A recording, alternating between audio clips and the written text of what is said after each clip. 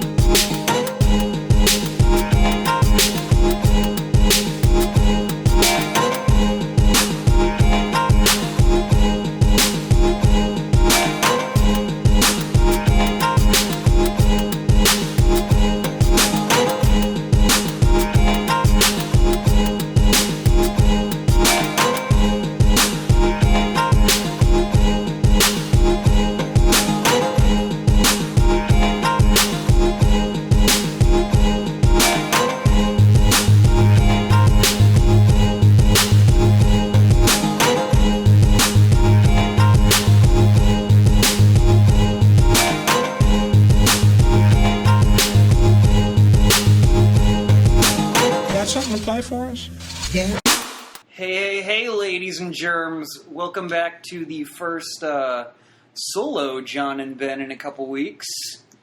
I'm John Hagley. And I'm Ben Ludacek. And yes, it's just us, and we're here, and we're glad that you're here.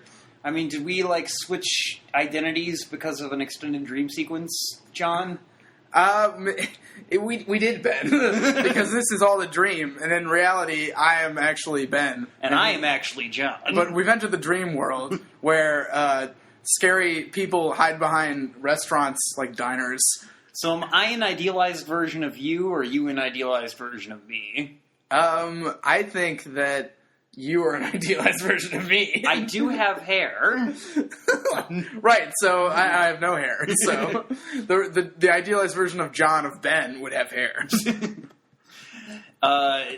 For those of you uninitiated, we are going to be talking the David Lynch classic Mulholland Drive tonight. Yeah, it came out in 2001. It is a real brain bender. It is a humdinger of a brain bender. Yeah, if you thought Inception was cool, oh man. If you thought Inception was cool, your opinions are shit, and you should stop watching movies because you don't respect them as an art form. Well, possibly.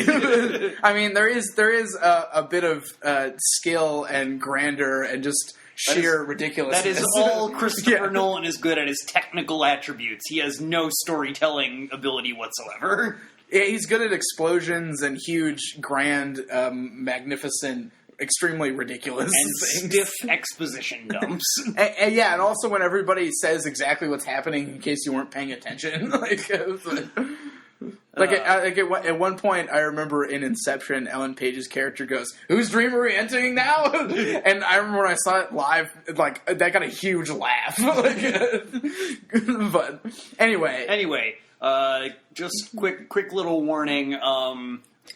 This is a movie that, if it's spoiled for you, you might not enjoy certain aspects of it. So if you have not seen this movie, if you're interested in seeing this movie, turn this off, go watch it, then listen to this. If you don't care, go ahead and listen. I think while certain aspects of the movie may be spoiled if you listen to the podcast, I think you'll still enjoy the movie. Oh, you'll still enjoy it, but in case you want to go in fresh like we did.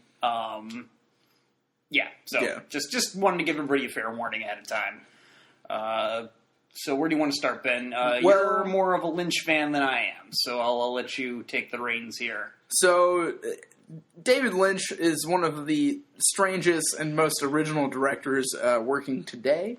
He originally cut his teeth on Twin Peaks. Perhaps you've heard of it. Also Blue Velvet. Those were sort of his first two things that he made.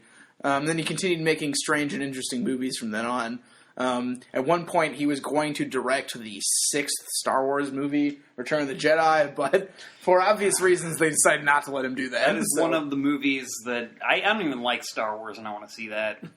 If you actually look on YouTube, there's somebody made a mock trailer of it that's actually pretty good. Yeah, he also direct. I have seen him. I thought I hadn't seen any movie of his. He directed the I want to say 1978 is when it came out. Dune. Yes, he did. Yeah. Yes, which is really fucking weird. What's even more interesting is that he, I think, originally had a 3 to 4 hour cut of it, and then he wasn't allowed to cut it himself. They actually took all the footage from him and said, "No, Lynch," and slapped him on the hand, and then cut the movie themselves.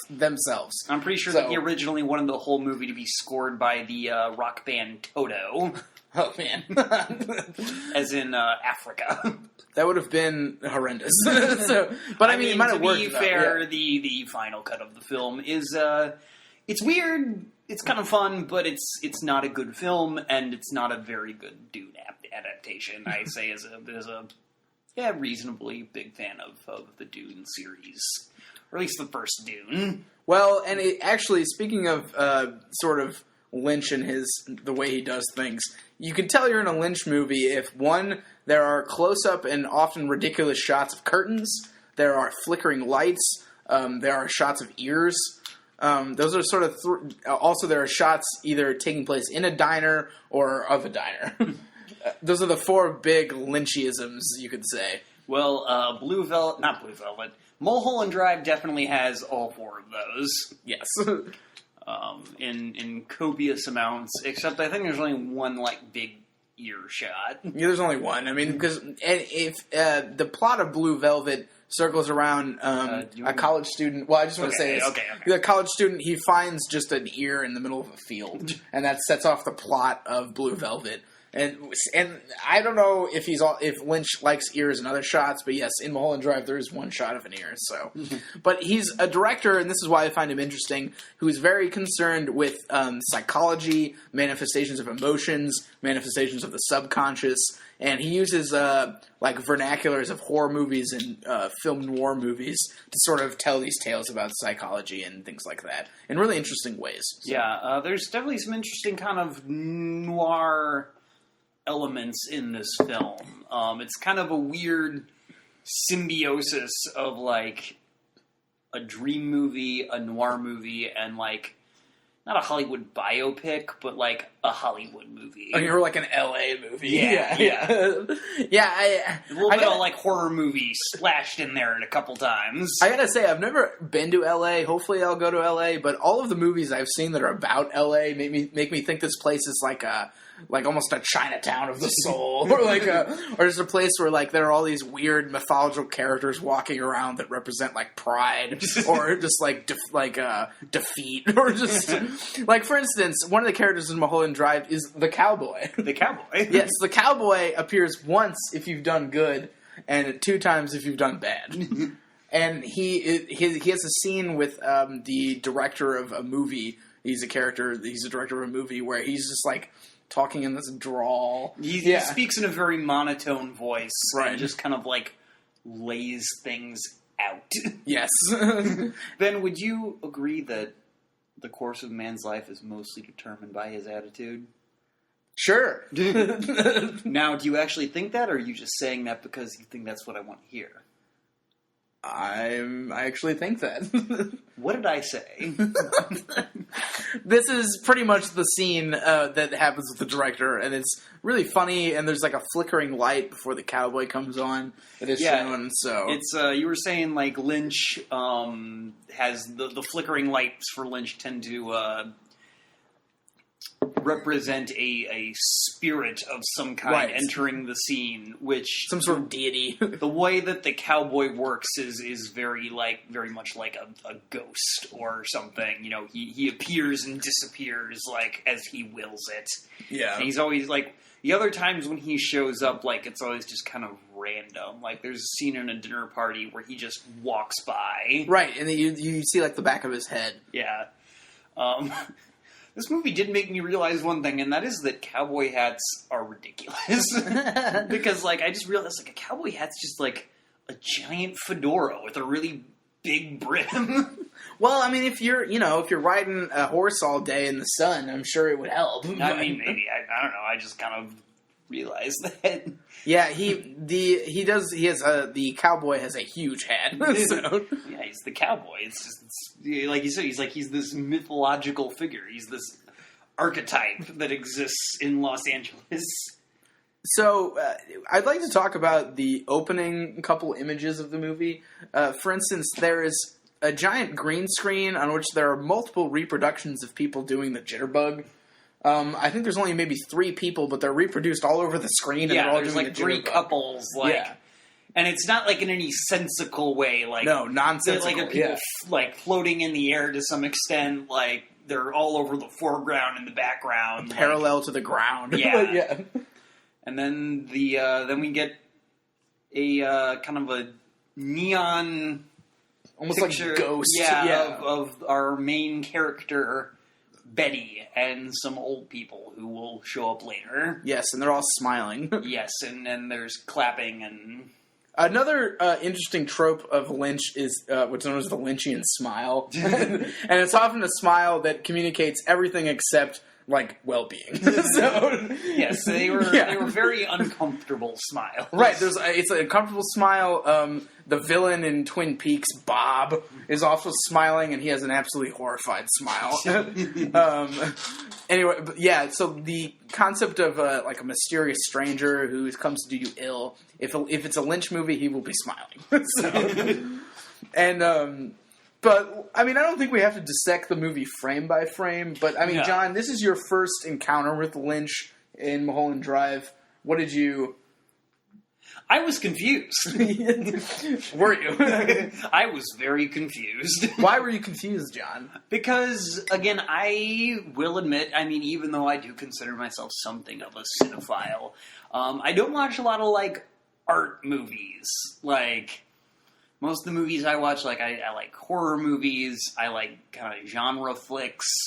You know, I like smarter type genre flicks, like, I know I keep name dropping Mad Max, but like Mad Max, something that maybe like on the surface, like the plot isn't super complicated, but there's some good subtext there. Like I don't tend to watch a lot of movies that I have to sit down and like really think about it just to get what the plot was.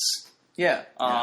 And so I am working on changing that, but this is definitely one of those movies. This is definitely one of those movies where if you're not thinking, you're not going to enjoy it because you're just going to have no idea what's happening or why anything is happening. And listeners, I'll have you know that after we finish this movie, there was a good maybe 10 to 15 minute silence between the two of us where we just kind of sat there and just kind of thought about what we just watched. Because it's a lot to digest, and this is a long movie too. This is almost 2.5 hours. We didn't get started recording this till around 1 o'clock because we got kind of a late start on this film. So, and we're just going to keep on trucking for your benefit. Well, of course, because you guys come first. But anyway, this is a movie you don't just sit down and watch Mulholland Drive. Like you gotta make a night of it at some level. I mean that is true. I wouldn't just put this movie on. And this isn't like a background flick. You know, don't put this on at a party and like have it going in the background. Speaking of why you wouldn't want to do that, one of the first couple things that happens is something that's kind of straight out of a horror movie, in which you see 2 characters and they're at a diner, Winkies. And one of the characters is telling the other one, and we don't know who these characters are, that he had this dream, and in the dream it was at this diner that they're at, and the other character was there, and there was this horrible man that lived behind the diner. And when they're doing this whole scene, there's this sort of dream-like quality. One of the things Lynch likes to do is have these almost woozy sort of camera shots. Yeah. And they're not shaky, but they're not static either. Yeah, they're fluid, cloudy is the way I'd kind of describe it. And so, he's talking about this, and then he's describing that in the dream, the other character is at the counter, and he's also upset, and the character talking is upset, and then the other character stands up, and the part that he's just been talking about starts happening, and they start walking outside, and they walk over to behind the diner, and then this dude just pops out of nowhere. It's like it's a jump scare. Like it's a very effective jump scare, but it's a jump scare. Like, and it's a lot. It felt a lot like those kind of YouTube videos where there's just like a picture of a road and a car drives down, and then all of a sudden a zombie jumps out. Yeah, but it's a little more artfully done. Well, yeah, but that's what it felt. That's what it reminded me of. Right, and so I mean that's one of the ways Lynch works with the tropes of other movies to sort of tell his tales. I would say. Yeah. So I mean that happens in a movie. There's these orchestral swells. There's strange things that happen. For instance, there's one extended sequence in which the two main characters are at a theater, and we're told "Noi ai banda." Yes, there's a very strange scene with a magician. Yes, who basically kind of does this extended sequence about how the music is recorded. There is no band playing. Right. Noi ai banda. And he has a guy come out playing the trumpet, but he's not really playing the trumpet. He's just pretending to. Yeah, he waves his hands at one point. Yeah, and he takes the trumpet down, and we realize that it's just a recording.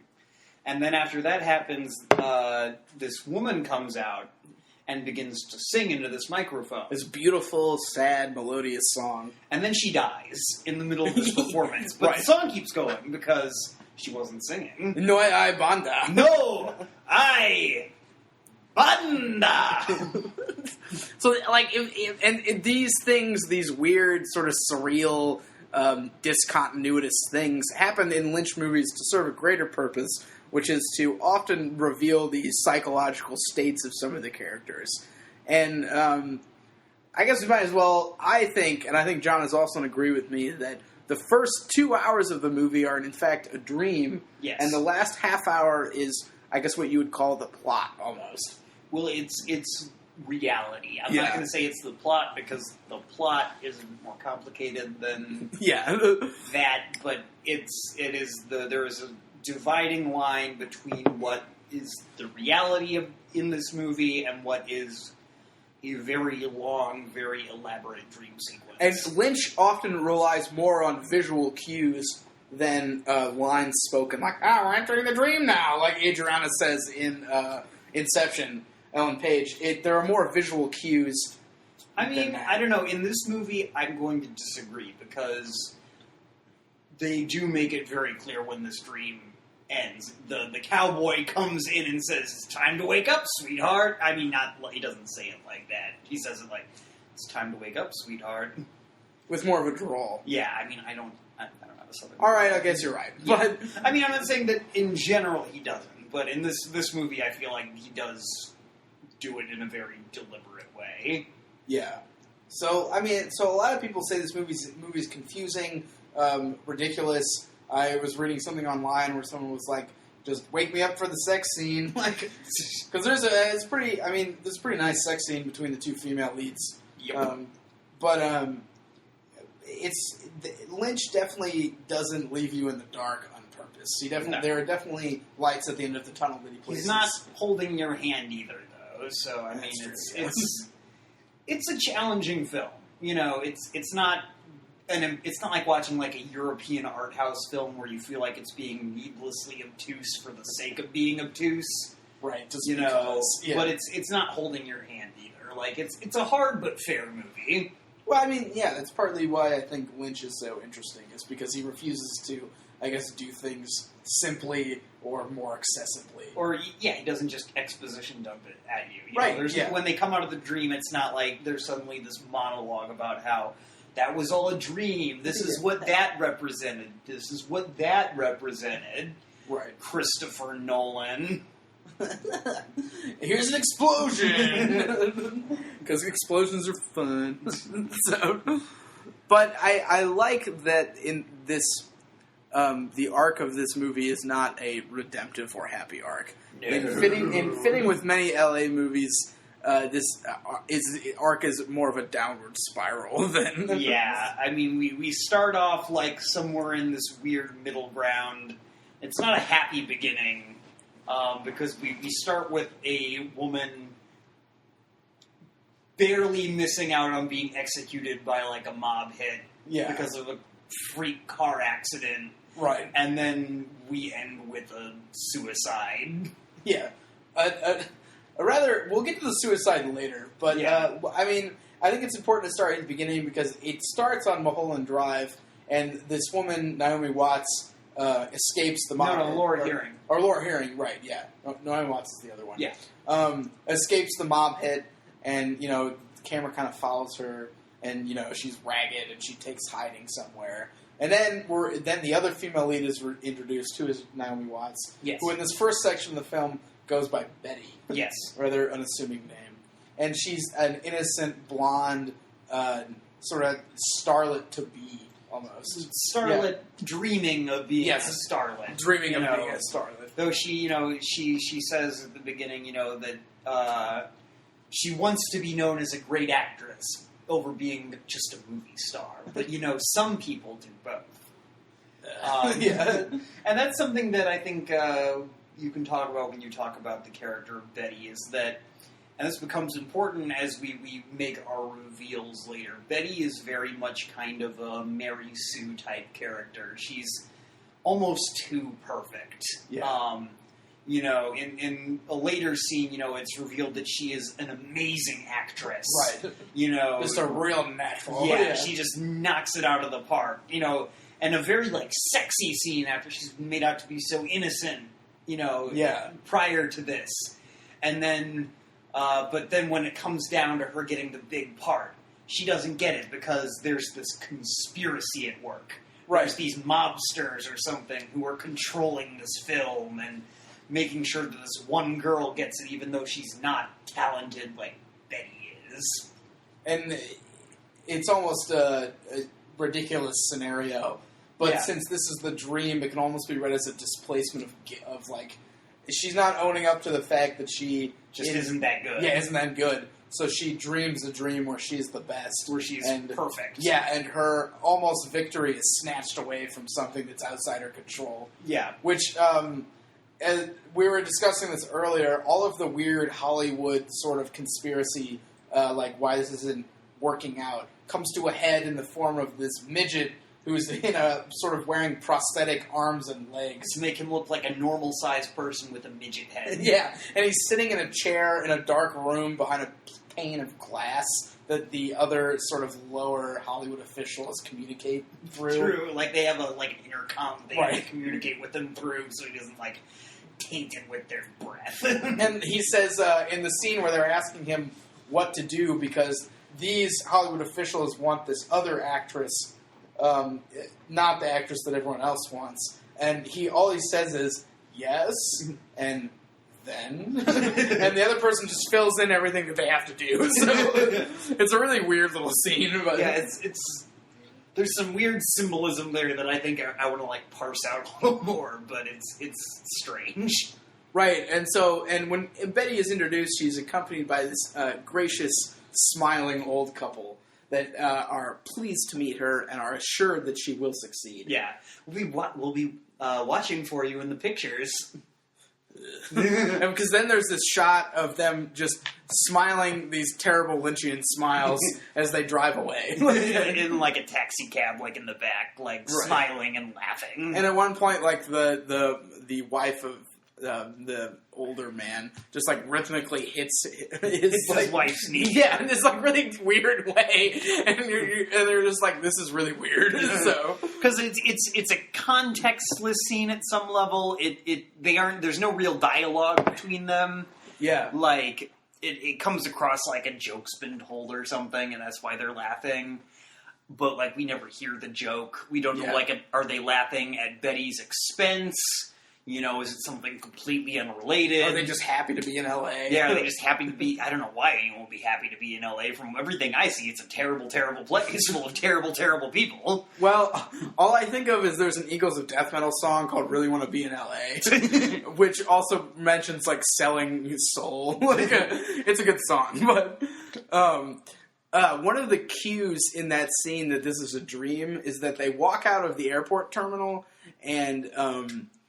the old couple leaves, and all of a sudden Betty realizes that she doesn't have her luggage, and she looks around and goes like, "Where's my luggage?" And then it's revealed that this random taxi dude has just been loading it carefully into the taxi the whole time, and he just like kind of points to it, and she like tells him where to go, and they like sort of drive off into the sunset or whatever. I didn't notice that. That's interesting. It's a very, I might be overreading it, but there's a very like it's like a subtle discontinuity. Yeah, where it's like they weren't seen carrying any luggage, but the luggage is there, and all of a sudden it's in the car. So yeah. Like it's just done for you. Like how things tend to go in dreams. Like right. The busy work's already done, so you can move on to the next thing. Right, yeah. Or like you arrive at some place with no knowledge of how you got there. Yeah. Because there's very little context for like Betty's life prior to showing up in Los Angeles. Like all we know is that she has an aunt who is apparently an actress who is like acting in Canada during this part, and she's letting Betty stay in her apartment. And we did a little research, and a Hollywood term, either acting in Canada or doing a movie in Canada, means that you're dead. so there's kind of this line of theory about whether or not Aunt Ruth like is alive, and right. That becomes again kind of consequential once we are in the reality portion due to some other parts. But then Betty meets up with Rita, and there's the long arc of Rita is the woman who escapes from the mob hit at the beginning. Laura Hearing's character. Right, and so Laura Hearing's exactly, and so there's a long sort of arc in which Betty is helping Rita get her identity. Yeah, well, she has amnesia, and she can't remember who she is, and so they're trying to figure out who she is. They're trying to put the clues together, because all that they know is that she has a purse full of money and a blue key. Yeah, a blue key.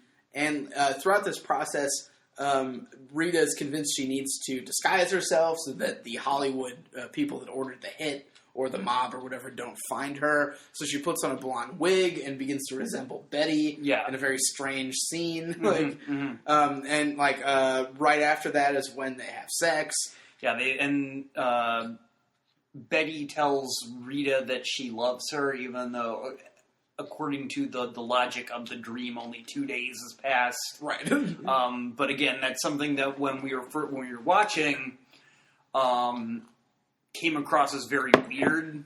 Yeah. But again, once we get into the context of reality and not the dream world, it begins to make a lot more sense. Right. For instance, when Betty, who is really Diane Sawyer, I believe is her name. Diane Selwyn. Diane Sawyer is a news anchor, I believe.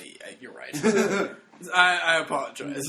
But when Diane Selwyn, when the dream is over, it's revealed that Diane Selwyn awakes and is actually... Betty is actually Diane Selwyn. Yeah. Who is kind of a loser, basically, who she came to Hollywood to make it. Because she won a jitterbug contest. Yeah, didn't make it, and then... she was sort of banging this very attractive Camilla. Camilla, who is actually who Rita is. In the dream. But Camilla is a huge bitch. Yeah. It's sort of insinuated that she may have slept around with this director character to get the lead role. Big break.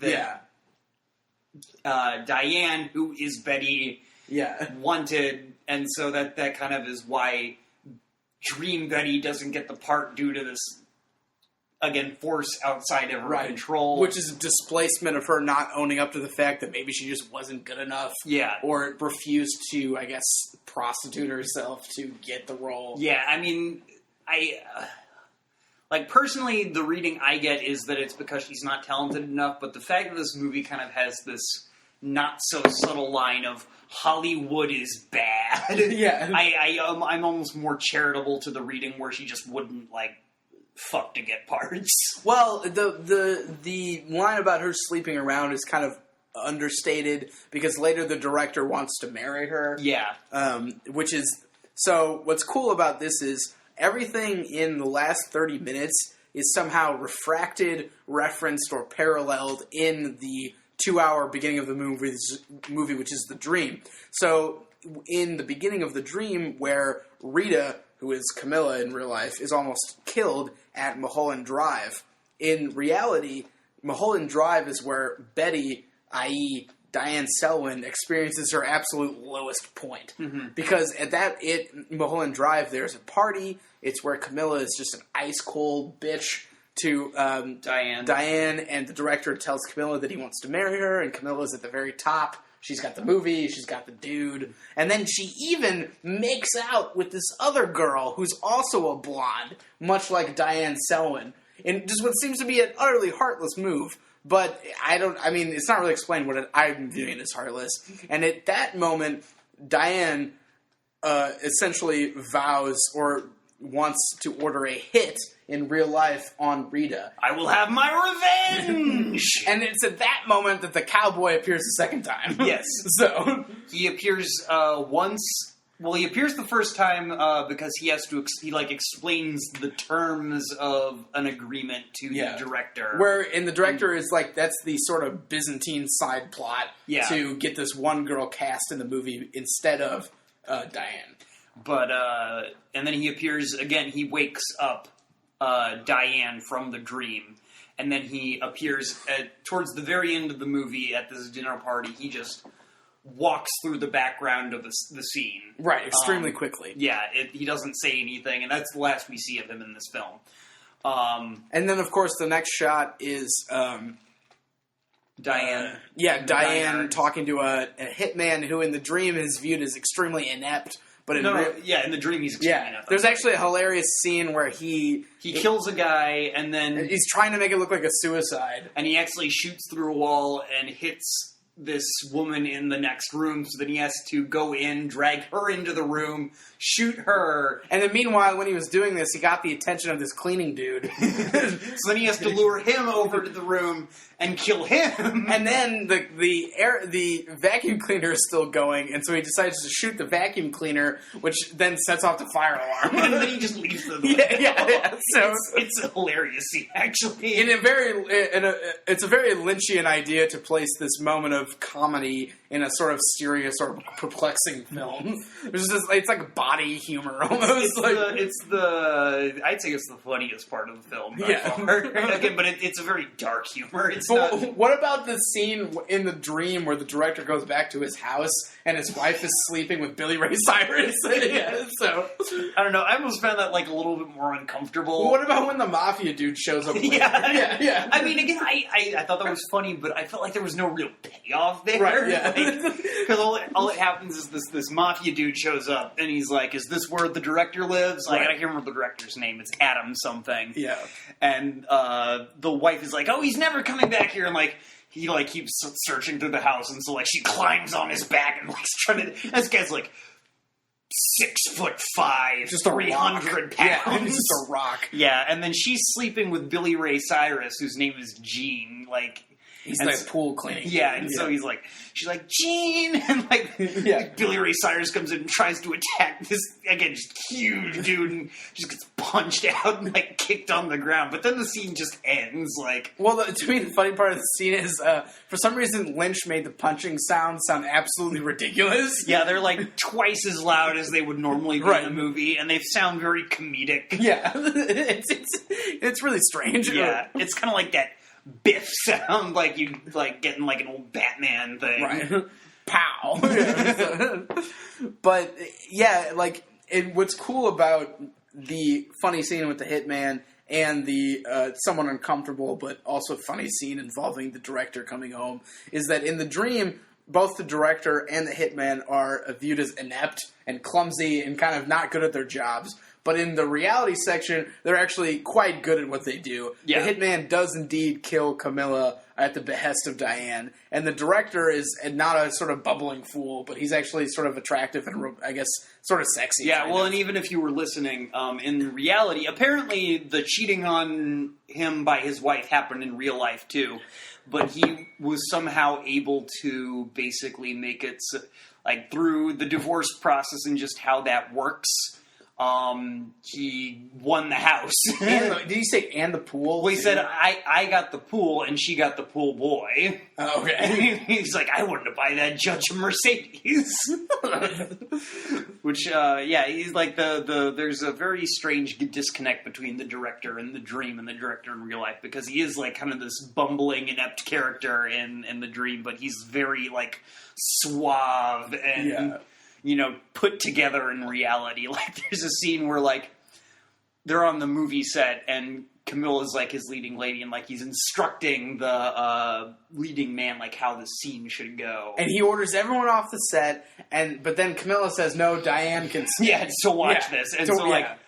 they do like this emotionally intimate thing, and like they end up like kissing, and then he's like, "Lights out!" And then like, and before the lights go out, there's this cut to Diane who's just seething with jealousy, and her eyes are like burning, like. And then the lights fade out, and I guess they continue to make out in the dark or something. Yeah, that's very much the implication. Yeah.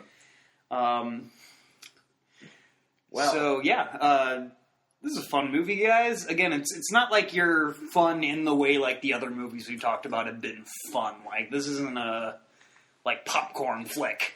I mean, unless you consider psychological drama and complexity to be good meat for eating, I guess, or something. So I don't get what that metaphor was trying to be then, but okay. You know, like if you would eat popcorn at someone's psychological like hell, I guess that's what I was trying to say. Okay, but yeah, I'd recommend it. Yeah, I mean, I'm kind of a Lynchian fanboy, so I definitely recommend it. But yeah, so I'd check it out. You know, if you want to let us know what you thought, let us know what you think. Let us know what you think this movie's about. We've kind of given our interpretation in bits and pieces. Yeah. We'd love to hear what you guys think this one's about, because it's... I know we've made it sound a little cut and dry, but there's definitely room for some interpretation here. And we haven't quite covered everything. I urge you to watch it and, see what you think. Either other things stand for what, or, like, what visual cues. Because there are a lot of, like, there's, like, a robe that Betty is supposed to wear, but that she gives to Rita, which, like, may symbolize the fame that she thought she was going to wear or have. But the red lampshade. Right, there's coffee cups. The blue key. Yeah, the crazy person that lives behind the diner. Yeah. So, like, there's a lot to be said, and it's a very complex movie, and this is just our sort of bare attempt at summing it up for you. Yeah, this is definitely a movie I feel like I'm going to have to go back and watch this sometime and kind of keep trying to piece together what's going on. Yeah. So, yeah, I think we're going to take a quick break. We're going to do the Hat of Topics, but if you want us to watch a movie, feel free to contact us. Tell us what movies you want to watch, because I think John and I like reviewing movies and watching them a lot. So. Yeah, I mean, we like consuming media. It's true. But we're always looking for recommendations. What do you guys think we should review next? Yeah, just let us know. Let us know in the comments. And we'll be right back.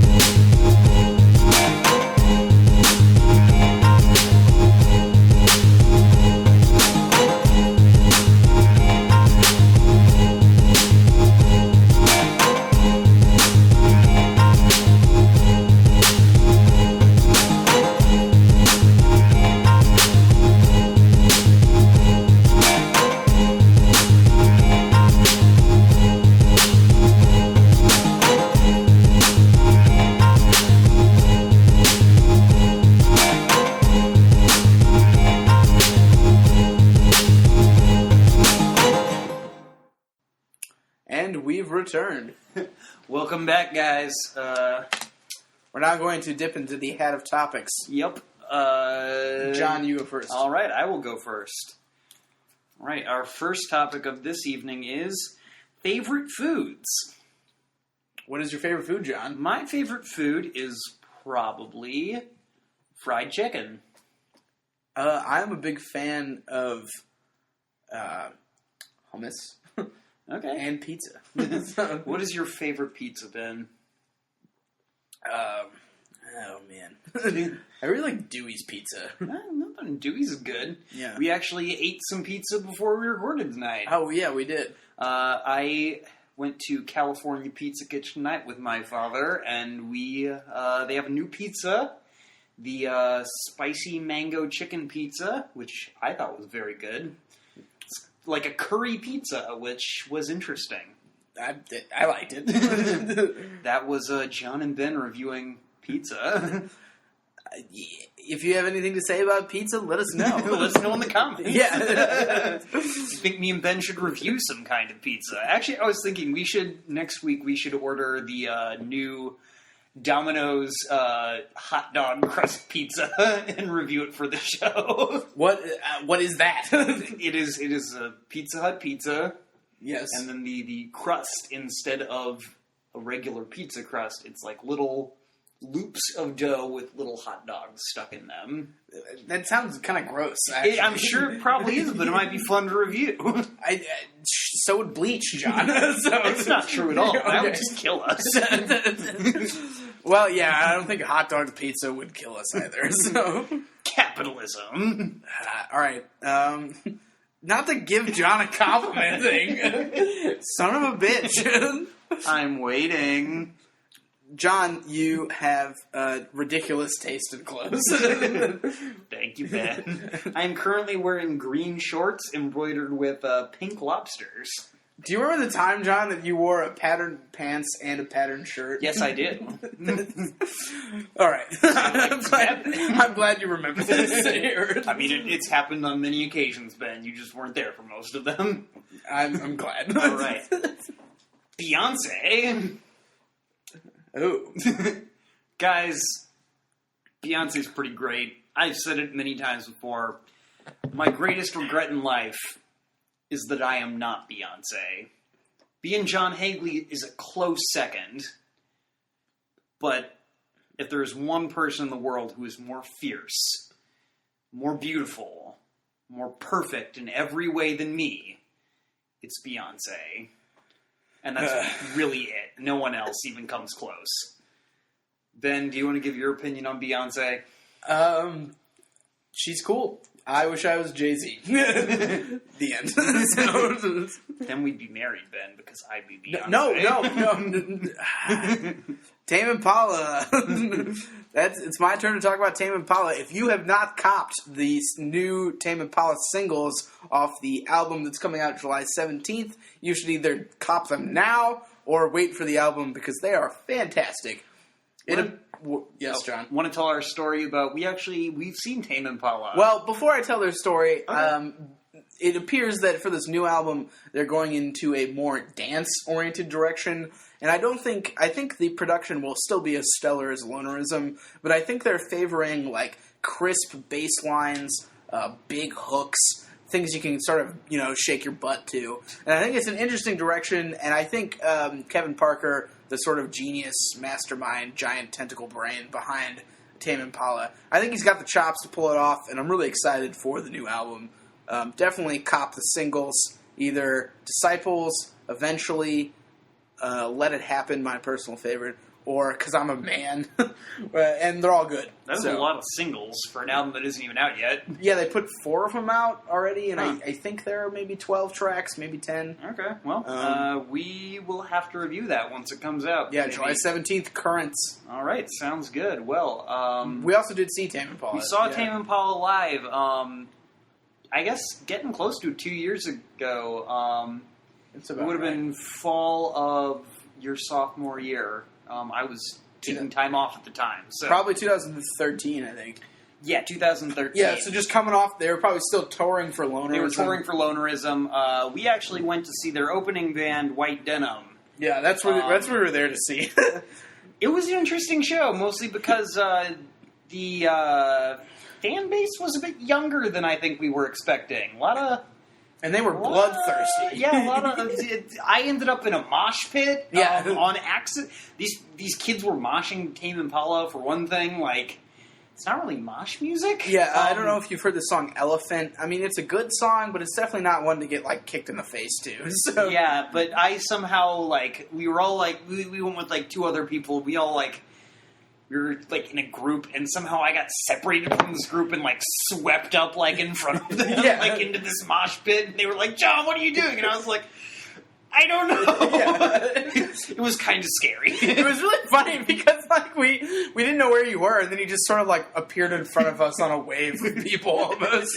So, and I was just really disappointed in the crowd for moshing, too. Yeah, it was weird. But their live show was pretty cinematic. That was the word I would describe. Yeah, they did some interesting things with, like, a screen kind of, like, playing a pictorial representation of the sound waves that were going on. Yeah, and he was, like, playing certain notes on purpose to create these, like, pretty swirling flower patterns. And somebody next to me was, like, totally geeking out. And I just turned to him and I was like, music is math, kids! And he looked at me and then he just shook his head. So, your math talk, Ben. I mean, it's what it is. But all no math talk. No, this is a math-free zone. Why, John? I don't know. Math is reality, John. We're using my computer, and I say it's a math-free zone. Math is reality. So you're not reality. Are you math, Ben? Math describes reality, John. But that doesn't make it without reality. Math, we wouldn't be able to build anything. We would just refer to as like a lot of things or no things. Like, you know, that sounds. There'd like be no clothing measurements. Everybody would wear like parkas or something. Like, what? Why do you go to parkas? Do you mean ponchos? Yeah, I mean ponchos. Yeah. Also parkas because it'd be cold. So. That sounds like a wonderful world to me because I never would have had to take calculus. All right, it's your turn, John. All right. What CDs versus vinyl? Not gonna lie, I don't really have a dog in this fight because I don't have a record player. But you have records, John. I do have records, but that's because I'm a hipster piece of shit who shops at Urban Outfitters. I'll have you know, Urban Outfitters has some pretty good deals on vinyl. But I will agree. I shop at Urban Outfitters. I am a great supporter of them. Anyway, I've listened to high quality MP3s. Which from what I understand is kind of the standard for CDs anymore. Yeah. I've listened to FLAC files. Maybe I'm just not enough of an audiophile. Maybe it's because I don't have the right fancy headphones. No, I've had audiophiles tell me that FLAC is actually a pretty dumb format. If you're going to do high quality, you should do WAVE or AAC. So yeah, I can't really tell the difference. Again, maybe like if I listened to like an album on vinyl and then listen to it on CD, I'd really be able to tell a difference. Personally, I guess I just don't have a developed enough ear for it. Change that. I'm saving up for a record player. I just don't want to half-ass it, so I'm saving like $300 up to buy a good setup. Yeah, because you don't want to get those, Crosleys? Yeah, Crosleys. Shame on you, Urban Outfitters, because those things will ruin your records. Yeah, they look good, but they're weighted weirdly. Yeah, so don't buy Crosleys. MU taught me that. Good old MU. MU is a wonderful, wonderful place, full of memes and shitposting. Favorite dinosaur? Yeah, I did that when we did this during the Jurassic Park episode. Probably a pterodactyl. Are they technically dinosaurs? I think they're technically like a different class of things. I could be wrong. I don't know. There's this game that occasionally gets played at Res Life meetings when everyone is at that state of boredom that is close to death. And the game is called Pterodactyl, where you just sort of like make a face and go like, "Bah!" I love that game. Yeah, we played that in my high school. I hadn't heard of it before, so it's fun. But a lot of fun. it only gets pulled out at that state of boredom that's close to death. So because that's what res life training is. So Wow. Okay, Ben. All right. Video games? Question mark. I think I wrote this one. I don't know what my my thought process was. I don't know why there's a question mark there. Video games can be cool. I have enjoyed some video games in my day. I wouldn't describe myself as a gamer by any means, but I don't know. Some of them are fun.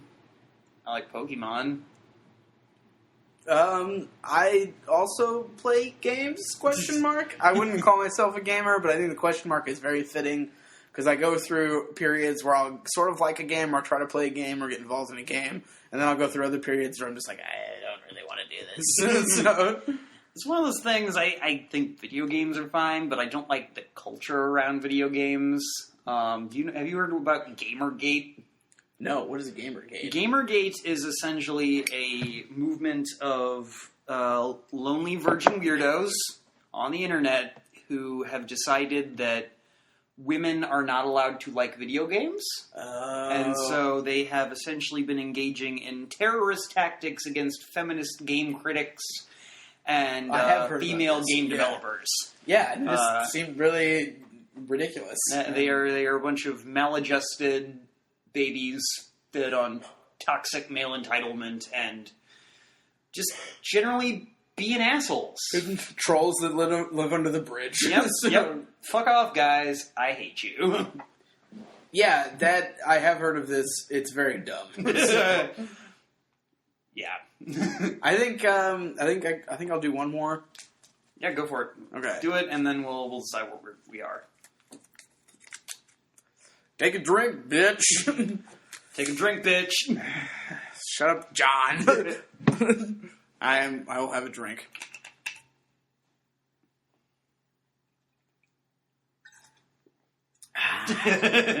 Refreshing. Good old sky blood orange vodka. Really put some hair in your chest. Not really, because it's vodka. All right. All art is propaganda. I feel like we can definitely pull some interesting discussion out of this. We can probably wrap up on this one because we might be able to get our last 10 minutes out of this. Yeah. I believe, Ben, this appears to be your handwriting, so Yes. I will let you... No, you go first. Okay, You drew okay. it. Oh, all right, all right. Whoever dealt it, smelt it. What? You dealt it. No, you did. You picked it out of the hat. You have to smell it. So that means you have to talk about it. I don't think you know what dealing means. I was trying to, flip the old paradigm. But Anyway, I will agree all art is propaganda depending on your definition of propaganda. If your definition of propaganda is something that is overtly political, I will disagree. But from the standpoint that all art is the artist attempting to persuade you into his line of thinking, I will agree with that. see, that totally makes sense. But I feel like there is some art, or at least some art gets made from a place that is supposed to meant for some sort of aesthetic experience. So that you can't necessarily be communicated an idea or a line of thought. It's more like you experience the work and sort of have, I guess, a Dionysian experience where you become one with it or something. Can you give me an example? That's the thing. I know... Like abstract art. If you're looking at, say... See, abstract art does have a message to it. And that message is essentially that old artistic paradigms are arbitrary. But, if you look at a Rothko and the specific relationship of colors gives you sort of a feeling of, immense melancholy, would that necessarily be propaganda, or would that just be you whacking Again, out I think it depends on what your definition of propaganda is. It's not propaganda the same way that, an election poster is, but it's propaganda from the standpoint that I think, for the most part, Rothko selects how he did things, the colors he used, the layering he used, to try to, at some level, distill an emotional response. feelings aren't propaganda. But it's still him attempting to, maybe again, persuade might be the wrong word, but he's still trying to affect you. Yeah. But again, I think a lot of this question comes down to what is propaganda. Is anything with a message propaganda? Is anything that is trying to change your state of mind in some way propaganda? For instance, John, if you wanted to take a drink and you reached for the tequila, and I said, John, the vodka's better. Yeah, I mean, at some level that is propaganda. You were trying to convince me that I should be drinking the vodka instead of the tequila. See, I guess what I'm saying is I don't know if the artistic experience is propaganda. I think maybe art has the capability or is sort of propaganda. Of course, the experience is propaganda. I mean, that's what I mean by, I guess, when you experience a work of art. It's not necessarily that someone is telling you something. It's like, what am I trying to say? The phrase all art is propaganda just, to me, seems like all art is, as you said, like a presidential poster or a right-wing radio broadcast. And I think that's, I think you have a narrow definition of propaganda because in our kind of vernacular, propaganda has a very negative connotation as being an inflammatory political statement. well, so then would propaganda just be views that aren't yours? Like maybe views that are yours a priori. Like, that aren't yours that you already came up with? Yeah. You know, anything that is attempting to, again, inform your own state of mind. But then again... I guess that'd be a good thing for propaganda, then. Yeah. I mean, but then you get into the even fuzzier question of is there such a thing as a priori thought, you know, because we all at some level exist within a constant, like, space of culture that there's really no escaping from. So there wouldn't be any things that we come with out of the womb, so to speak. Yeah. We're never a blank slate at some level. I mean, it maybe, like, the moment we're born, but, like, as soon as that's done, like, as soon as we exit into the world, like, we exist within a culture where we are having things told to us by outside sources. And even maybe the ways that we process these outside things are also given by the outside. Yeah. There was some philosopher who I want to investigate further, but I was reading about him where he was arguing that even the syllogism doesn't exist. Like, the syllogism is like when you proceed from, like, if A implies B and B implies C, then A implies C. Mm-hmm. And he was arguing that just the fact that you are, like, putting things together already means it's some construct that someone else has handed to you. Like, you don't either have it you either have it instantaneously or you don't. Like, yeah. But yeah, that's, I mean, I guess, what am I trying to say? I guess, to me, when I am, like, reading something and I'm experiencing it, I'm not necessarily going, like, you know, like, this makes sense because he said so, you know. I guess since I'm informing my worldview by something that is not my worldview and exists outside of me, then I guess it would be propaganda to that extent. Yeah, I mean, again, I think that this question really begs the question of what is art, you know? Because, again, like, at some level, that's not an easy answer, because the whole idea of art is a culturally constructed idea that is handed to us through culture. Yeah. You know, it's not a given physical law of the universe. Like, we have decided that certain things are art and certain things are not based on a series of culturally constructed principles. And, like, history. Yeah, and, yeah. Prior culturally constructed... prior principles that have been constructed by culture and further down the line. The rabbit hole just never seems to end. But, I mean, I would say, though, that do you see certain aspects of creating art when, like, animals? That is a really tough question that I don't feel I have the knowledge on, really. I don't know enough, I think, about biology. Because, like, you know, there's, like, bowerbirds that make really complex nests so that they can bring their mates in. No. And, like, whoever has, like, the most awesome shit in the best arrangement gets them made. Yeah. No, I get that. I honestly don't think I know enough about kind of the mental processes of creativity and like artistic creation to say about that one way or the other. But I think that'd be an interesting point to consider when considering like what art is. Yeah. No, I agree. That is interesting. I'm glad you brought that up because I have no idea. Well, listeners, maybe you have some idea. Yeah. Again, comments.